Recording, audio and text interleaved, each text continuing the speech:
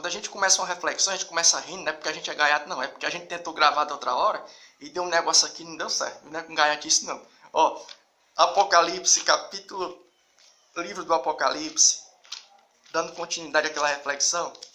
Livro do Apocalipse, capítulo 3, o verso 8, que diz assim: Eu sei as tuas obras, eis que diante de ti pus uma porta aberta e ninguém a pode fechar. E tendo pouca força guardaste a minha palavra, e não negaste o meu nome. Livro do Apocalipse, capítulo 3, o verso 8. Né? Então, para ser bem curto e objetivo nesta noite, né? Bem assim, bem incisivo, né?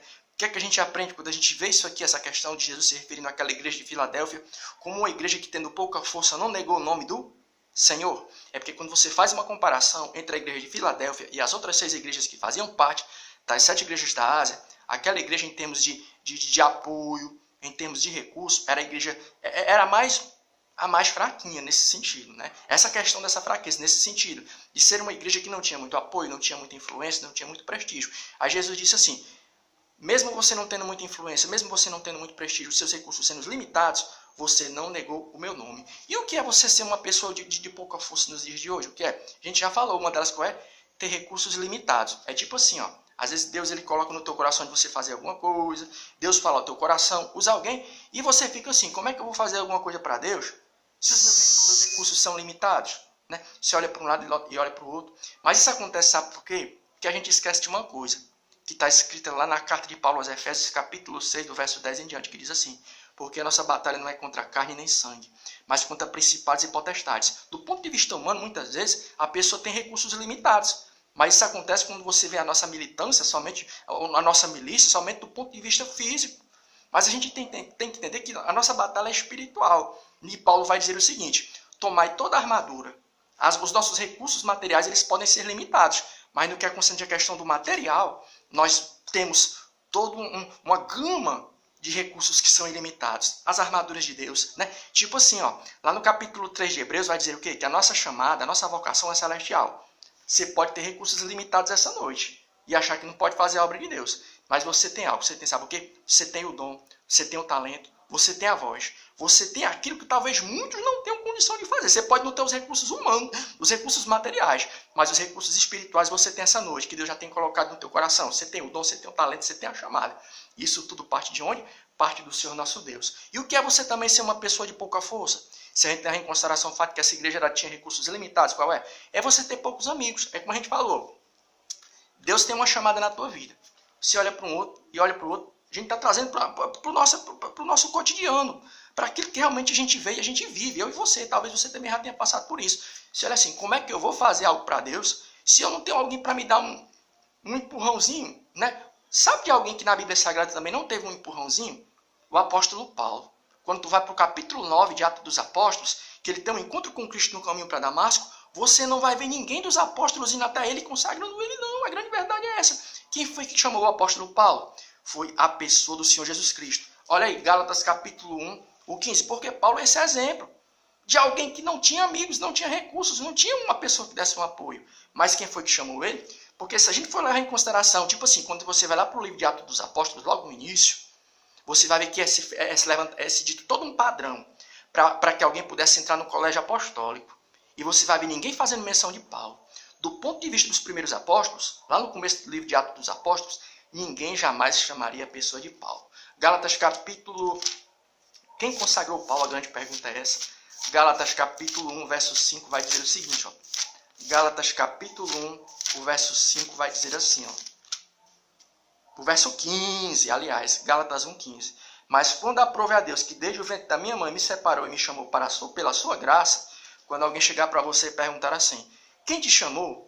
Quem te consagrou? Quem te deu autoridade? Você vai dizer assim, quem me consagrou foi Jesus Cristo. Aí vai dizer assim o texto, ó, apesar de você ter pouca força, poucos amigos e pouca influência, o que é que acontece? Tu não negaste o meu nome. Aí vai ficar uma pergunta. Quais são os fatores que levam uma pessoa a negar o nome de Cristo? Existem 2. A gente vai ser básico, bem básico que essa noite, aliás. Né? O primeiro qual é? É a dificuldade, é a luta, é a perseguição. E a gente vai ver isso acontecendo onde? Na igreja primitiva. A igreja primitiva passou por muitas lutas, muitas dificuldades, muitas tribulações. E no decorrer da história de toda a igreja, você vai ver que no início de todo o ministério, toda a história de uma igreja, de um cristão, de uma cristã, de um ministério, de alguém que teve uma chamada, tanto no Velho como no Novo Testamento, o que é que a gente vai estar vendo? Dificuldades, perseguições e lutas. Mas o que é necessário para que essa pessoa não venha a negar o nome de Cristo diante de toda essa dificuldade? É o quê? Capítulo 7 de Mateus, o verso 24. Aquele que ouve as minhas palavras, vou assemelhá-lo-ei a um homem que edificou a sua casa sobre a rocha.